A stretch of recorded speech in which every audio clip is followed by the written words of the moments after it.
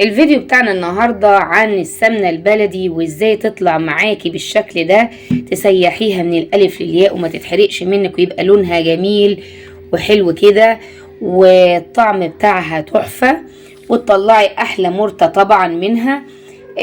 طبعا قبل ما نشوف الفيديو يا ريت حبايبي اللي لسه بيشوفوا القناة لأول مرة يشتركوا في القناة، وطبعا يفعلوا زر الجرس عشان يوصلهم كل جديد من وصفاتي، واللايك الجميل منكم، وطبعا كومنت لو انتم محتاجين اي حاجة. يلا بينا نشوف الفيديو. اللهم صل وسلم وبارك على سيدنا محمد وعلى اله وصحبه وسلم. اهلا بكم حبايبي، عاملين ايه؟ يا رب تكونوا بخير وصحة وعافية. النهاردة طبعا احنا دلوقتي داخلين خلاص كام يوم وهنوصل شهر واحد، يعني النهاردة 29 ديسمبر. السمنة طبعا البلدي، انا جبت سمنة بلدي من البلد عندنا، يعني سمنة جميلة جدا، يعني زي ما انتوا شايفين كده. وسمنة الشتاء بتبقى حلوة خالص وما فيهاش لبن كتير زي سمنة الصيف، فطبعا اللي عايز يخزن يجيب. انا كنت طبعا قايلة على كمية 10 كيلو، بس ايه طبعا ما توفقتش ان انا اجيب مرة واحدة، فانا هجيبهم مثلا على مرتين. خليت ابن عمتي جابهم من البلد، بس بصراحة يعني سمنة لا يعلى عليها. شايفين بسم الله ما شاء الله النظافة وتمام جدا، حلوة خالص. حتى ماما دلوقتي بتقولي انا اللي جايبين مع بعض، قالت السمنة صفتها ما طلعش فيها حتى غبارة كده. فادي هجيب الحلة بتاعتي وهبدأ ان انا انزل بالسمنة عشان طبعا ابدأ ان انا اسيحها واصفيها. وتسييح السمنة عايز طبعا ان انت تبقي ايه على نار هادية خالص، بحيث بعد ما تصفيها تخليها على نار هادية عشان ما تتحرقش منك وعشان ما تكونش المرتة تتحرق من تحت وتتحرق السمنة. هبدأ بقى ان انا انزل السمنة كلها بتاعتي هنا واصفيها في حلة تاني، وارجع لكم بعد ما اصفيها.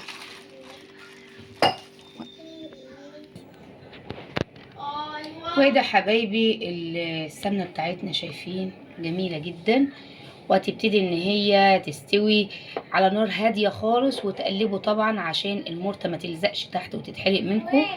ما تعلوش النار عشان السمنة ما تتحرقش.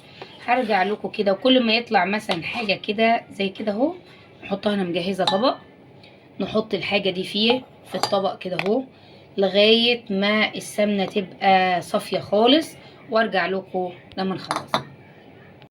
ادي حبايبي السمنة بتاعتنا يعني خلاص، وطبعا اهي الوش بتاعها طبعا ده كله الوش ده هيبقى ايه، هيبقى إيه لما يقعد شوية هيتحول لسمنة برضو، هيبقى حاجة بسيطة المرتة.